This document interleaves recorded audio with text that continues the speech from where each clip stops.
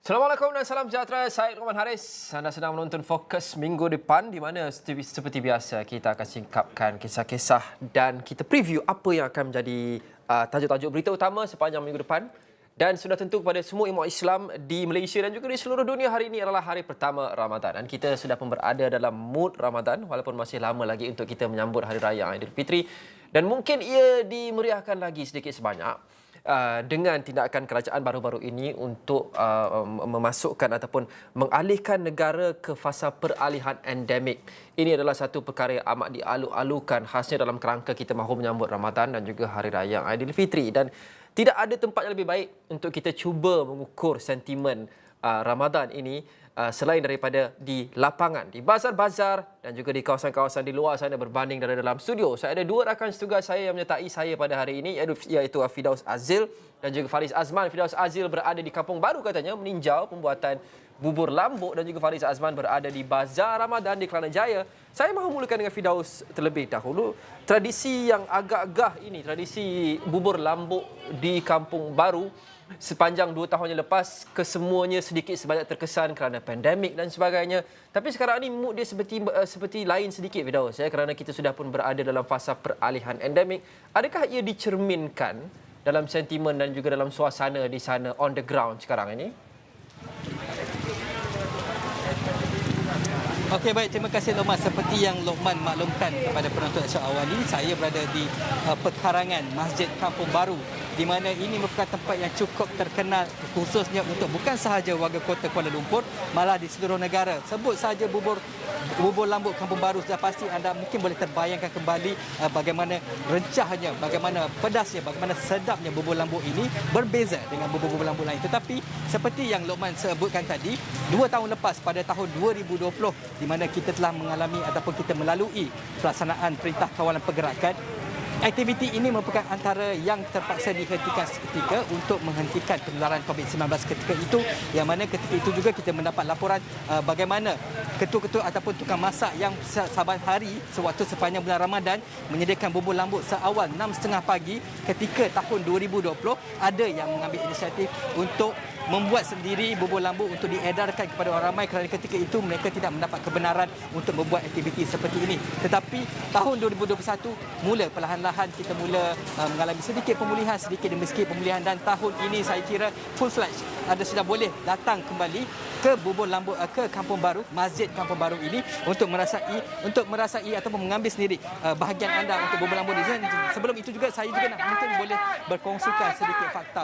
30 sukarelawan, RM350,000 kos untuk membuat sepanjang bulan Ramadan ini, yang mana mereka memulakan seawal 6.30 pagi setiap hari, setiap pagi mereka akan memasak sebanyak 15 periuk, yang mana kali ini saya nak tunjukkan inilah yang menjadi permintaan, yang mendapat permintaan yang cukup hangat ketika ini. Apatah lagi kita telah pun melalui, dan kalau anda dapat lihat bubur lambuk Kampung Baru ini ada plastiknya tersendiri untuk membezakannya dengan bubur-bubur lambuk yang lain, kerana didapat di kawasan sekitar Kampung Baru ini banyak sekali. Tetapi juga saya nak tunjukkan ini merupakan kawasan yang untuk di mana sepatutnya tadi di sebelah kiri saya adalah barisan untuk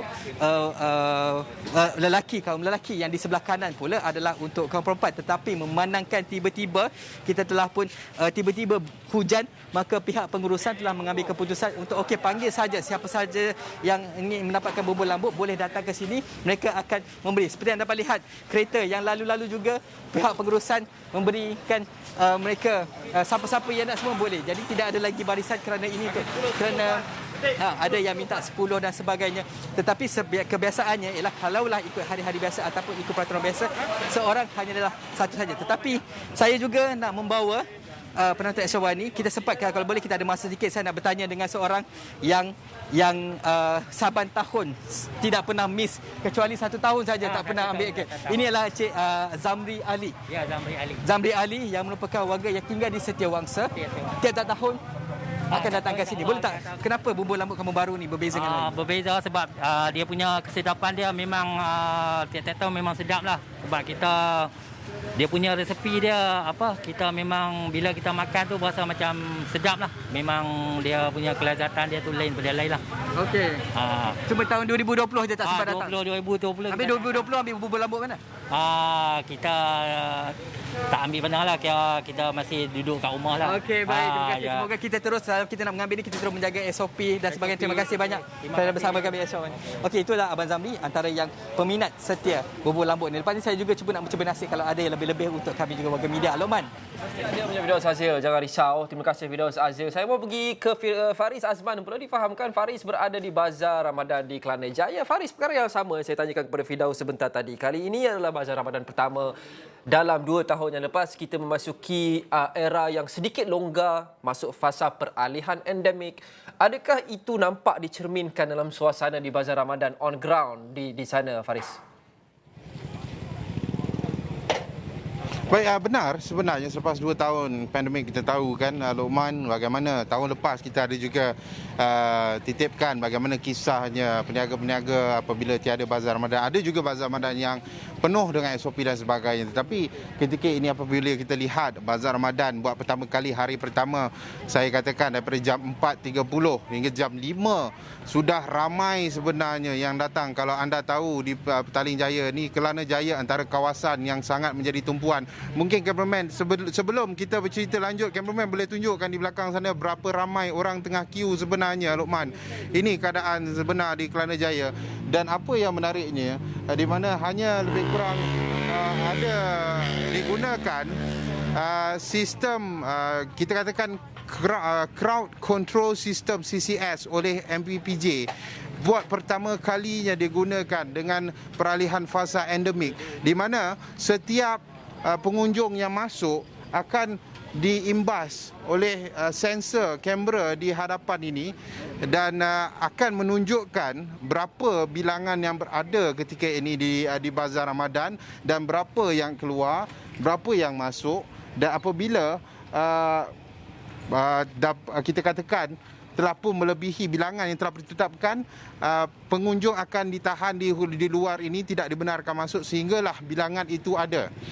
Ini satu kaedah baru di mana di Bazar Kelana Jaya ini terdapat 2 sistem ini digunakan, sistem CCS digunakan oleh BPJ dan satu lagi Bazar Ramadan ada di Kota Damansara. Ini adalah untuk keselamatan dan fasa peralihan endemik sudah tentu kita tidak SOP tetap ada.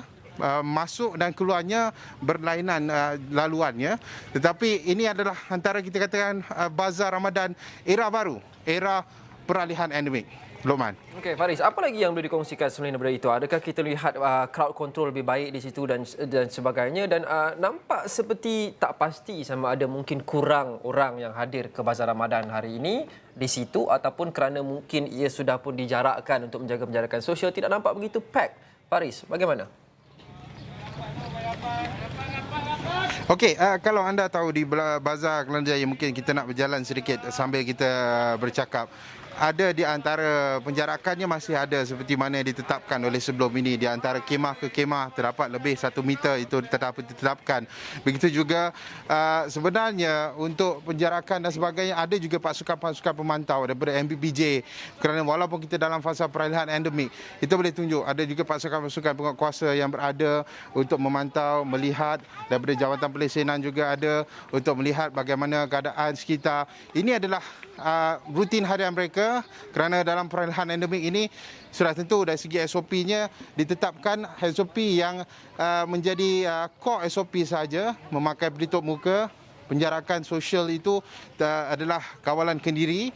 Begitu juga dengan kita katakan laluan dan penjarakan di antara kemah, dan begitu juga dengan peniaga pakai pelitup muka dan sebagainya. Itu antara, kalau kita katakan SOP yang core yang telah pun kita tetapkan sebelum ini. Tetapi apa pun, kalau kita lihat pada pandangan saya sebenarnya, Lokman, ketika ini kita belum lihat bagaimana keadaannya. Mungkin hari pertama tak ramai lagi orang. Dalam tempoh seminggu lagi mungkin kita akan lihat bagaimana orang datang, dan kita boleh lihat apa masalah di sebalik kalau kita katakan wujud di sebalik Bazar Ramadan yang dibenarkan beroperasi. Lokman. Baik, bagaimana pula dengan daripada perspektif peniaga, Faris? Sudah tentu sekian lama mereka berdepan dengan pelbagai dugaan tidak boleh berniaga kerana pandemik dan sebagainya. Akhirnya Bazar Ramadan ini mereka boleh kembali full-fledged, bak kata orang, membuka semula gerai-gerai pada Bazar Ramadan. Apa pula reaksi daripada mereka Ramadan pertama selepas kita beralih ataupun fasa peralihan endemik ini? Okey, sangat lega.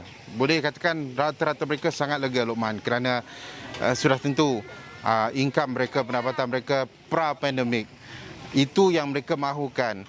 Itu mereka mahukan kembali. Dan apabila fasa peralihan endemik ini kita melihat bagaimana bazar dan sektor-sektor semua dibuka, sepadan juga dibuka.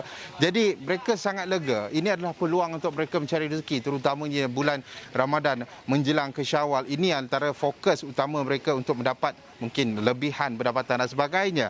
Jadi rata-rata peniaga juga dia memberi semangat kepada mereka untuk berniaga seperti biasa, mendapatkan kembali normalisasi kehidupan seorang peniaga itu. Jadi bagi mereka, ya, ini satu perkara yang sangat positif, yang sangat ditunggu selepas 2 tahun. Jadi sudah tentu saya katakan kalau 172 atau 174 tapak di sini, mungkin dalam tempoh 2-3 hari ini akan penuh. Rata-rata mereka bersemangat untuk kembali berniaga dalam fasa peralihan endemik. Jadi kepada anda penonton-penonton juga yang pengunjung juga di sebalik peniaga-peniaga kita ataupun Bazar Ramadan ini, anda juga, Lokman, sudah tentu kita perlu menjaga kawalan kendiri SOP kita sendiri untuk keselamatan diri sendiri juga, Lokman. Azman, kita akan terus mengikuti suasana Ramadan di seluruh negara dan sudah tentu bukan sahaja perkara-perkara seperti bazar dan sebagainya yang membentuk Ramadan. Apa yang membentuknya adalah penghayatan. Dan bagi anda yang mungkin tidak mahu keluar rumah kerana masih lagi takut dengan pandemik dan sebagainya, tidak ada masalah. Anda masih lagi boleh duduk rumah dan menghayati Ramadan sepenuhnya.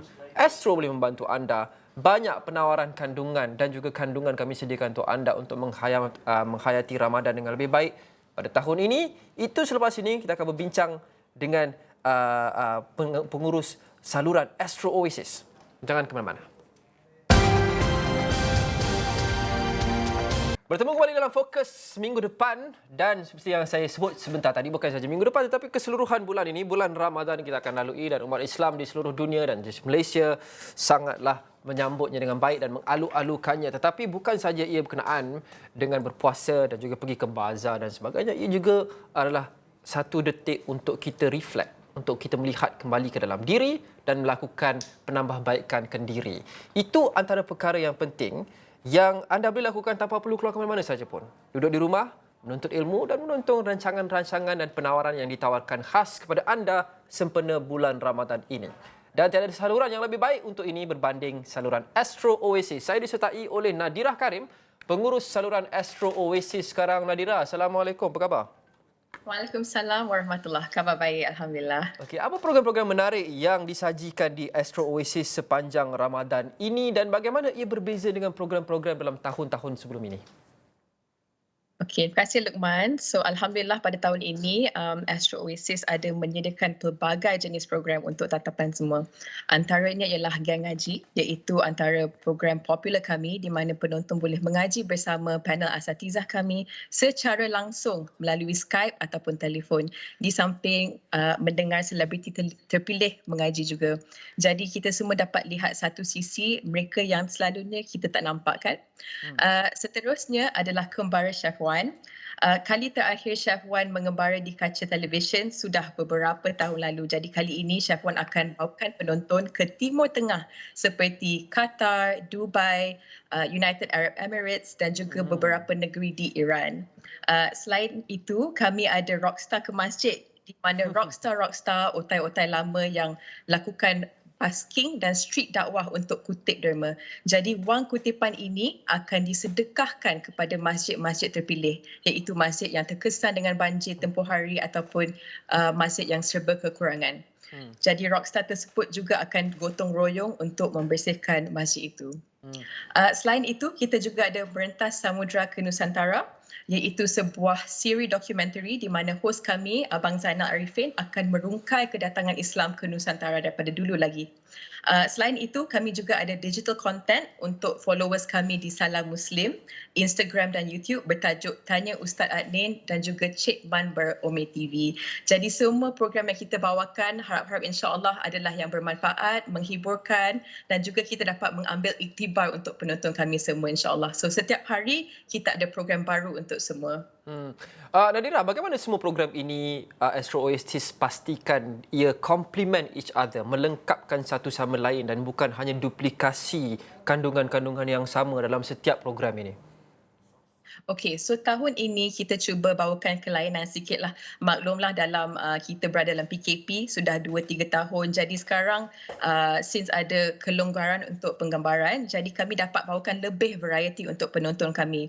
Selain daripada studio based program sahaja yang selalunya berlaku untuk 2-3 tahun lepas, kami dapat membawakan kepada penonton semua travelog, dokumentari, majalah CSR dan sebagainya. Jadi sajian kami tahun ini sudah tentunya lebih banyak variety berbandingan tahun lepas. Jadi harap-harap penonton pun dapat menikmatilah variety yang kita bawakan ini, insya-Allah. Boleh kongsikan lebih banyak berkenaan dengan itu kerana itu bakal menjadi soalan saya yang seterusnya, iaitu sejak 2 tahun yang lepas kita tahu bukan sahaja cabaran-cabaran yang didepani bagi orang-orang biasa, tapi bukan saja program berbeza, tapi penghasilan program itu juga jauh berbeza kerana PKP dan sebagainya. Akhirnya kita masuk ke fasa peralihan endemik ini pada Ramadan ini. Dipermudahkan dengan begitu banyak. Cuba kongsikan sedikit pengalaman tim production untuk menghasilkan program dahulu dan juga sekarang, dan bagaimana ia memberikan kesan kepada kualiti output program yang dapat dihasilkan apabila kelonggaran diberikan. Sudah tentu masa PKP kami ada banyak kekangan in terms of creativity juga dan production kan, sebab kita tidak mempunyai banyak cara-cara atau avenue untuk produce kan disebabkan oleh PKP tersebut. Jadi tahun ini alhamdulillah dengan kelonggaran tersebut kami dapat memikirkan out of the box dan juga menghasilkan mungkin program yang sudah lama kita tak tengok di kaca TV ataupun completely baru. Dulu under PKP kan kita ada sphere yang kita kena fikir sikit-sikit je, tak banyak kreativiti lah di sana. Jadi alhamdulillah sekarang sejak PKP diangkat, kami dapat membawakan lebih banyak kepada penonton semua, insya-Allah. Apa antara yang completely baru itu? Kerana sudah tentu penonton mahu tahu daripada segi spesifiknya apa yang mereka dapat tonton pada tahun ini yang sememangnya mereka tak dapat, yang sememangnya tidak ditawarkan kepada mereka dalam tahun-tahun sebelum ini. Kalau boleh bagi sneak preview ataupun bagi teaser sikit. Tak ada masalah, Luqman. Okey. So antaranya ialah Rockstar ke Masjid yang saya sebut tadi. Program macam ni tak ada lagi di kaca televisyen, di mana ramai otai-otai rockstar kami yang kita kenal kan sudah berhijrah. Jadi lagu-lagu yang mereka basking dan nyanyi pun diorang tukar menjadi berunsur ketuhanan. Dan ini adalah sisi baru dan mungkin tak ramai nampak secara dekat. Jadi kami bawakan eksklusif untuk penonton kami. Mereka siap laungkan azan dalam masjid tersebut di dalam episod mereka yang tersendiri. Jadi ada juga dokumentari Merentas Islam ke Samudra, Merentas Samudra ke Nusantara, di mana kita bawakan history daripada di mana Islam datang daripada dulu sampai ke Malaysia dan juga Brunei dan Indonesia lah. Jadi selalunya kita ada jejak Rasul dulu, jejak Adam yang memfokus kepada keseluruhan dunia, tapi sekarang kita fokus kepada bahagian Nusantara sahaja. Apa yang Nadirah mahu sampaikan kepada penonton di luar sana? Kerana kita faham ada juga elemen-elemen interaktiviti seperti rancangan Jom Ngaji dan sebagainya, di mana kita ingin menjemput penyertaan penonton kerana tidak ada lagi hanya penonton melihat dan kita memberikan kandungan, tapi kita mahu penonton turut serta dekat dalam program-program seperti ini. Kita ada interaktiviti. Jadi apa yang Nadirah mahu, apa pesanan yang mahu Nadirah beri kepada penonton untuk lebih melibatkan diri dalam penawaran kandungan pada kali ini? Bukan saja menonton tapi turut serta sama-sama. Okey, jadi kali ini kita nak buat macam a 360 approach lah. Bukan kita saja yang bawakan sajian kandungan kami kepada penonton, tetapi penonton pun dapat interact macam seperti Luqman cakapkan kan. Jadi penonton dapat call melalui Skype ataupun telefon dan berlatih mengaji mereka bersama panel asatizah kami, iaitu Farhato, seorang juara tilawah antarabangsa, Ustaz Fakrul, Ustaz Don Daniel, Ustaz Tarmizi dan Syekh Abdul Karim Al-Makki di Gang Ngaji kan. Jadi bukan kita memberi ilmu sahaja, tetapi ada two-way communication di sana kan. Jadi kami berharap penonton kami menyukai dan menikmati sajian yang kami bawakan, dan kami berharap Ramadan ini disambut dengan penuh barakah di mana Astro Oasis dapat menyumbang kepada amal ibadat penonton kami semua, insya-Allah. Okey, antara semua program ini Nadirah, apa yang wajib tonton? Saya tahu Nadirah mungkin akan cakap semua wajib tonton, tapi ada atau tidak satu atau dua program yang memang wajib tonton bagi penonton kali ini, tahun ini? Untuk saya, personally saya suka Kembara Chef Wan. Sebab yelah sudah lama orang tak melancong kan, jadi terubat rindu sikit apabila lihat negara orang. Lagipun Ya. gelagat Chef Wan tu akan membuat semua ketawa. Jadi that is one of my personal favourite yang saya memang look forward to lah, insyaAllah. Jadi itu yang antara yang recommended oleh Nadira sendirilah. Ya, saya. Okey, terima kasih Nadira. Selain daripada satu lagi soalan terakhir kerana kita ada lagi 2 minit lagi, selain daripada televisyen, ada atau tidak destinasi-destinasi lain yang penonton boleh pergi seperti atas talian dan sebagainya untuk mereka mendapatkan program-program ini, kerana mungkin antara kita yang pergi kerja dan sebagainya, mereka mungkin ada sedikit kekangan masa, mereka mahu on demand, kebolehan untuk menonton program ini bila mereka ada masa. Ada option untuk golongan-golongan seperti ini? Sudah tentu Luqman, semua program kami akan berada di Astro Go dan juga on demand. Selain itu kami juga ada digital platform kami iaitu Salam Muslim di Instagram dan di YouTube, di mana kami akan bawakan special content for digital sahaja di sana, dan juga Gang Ngaji akan live di Gempak setiap hari pukul 5.30 di sana juga. Jadi ada macam-macam untuk semua jenis penonton kami, insya-Allah. Baik, insyaAllah. Terima kasih Nadira Karim, pengurus saluran Astro Oasis. Banyak yang ditawarkan tahun ini untuk memperkayakan pengalaman Ramadan anda. InsyaAllah anda boleh dapati di saluran Astro Oasis dan seperti yang Nadira sebut sebentar tadi, di platform-platform digital kami. Terima kasih kerana menonton Fokus minggu depan. Kepada semua umat Islam di luar sana, semoga anda mendapat keberkatan penuh bulan Ramadan pada hari pertama puasa dan semua hari yang baki akan tinggal ni sehingga Aidilfitri. Terima kasih kerana menonton. Kita jumpa lagi. Assalamualaikum dan salam hormat.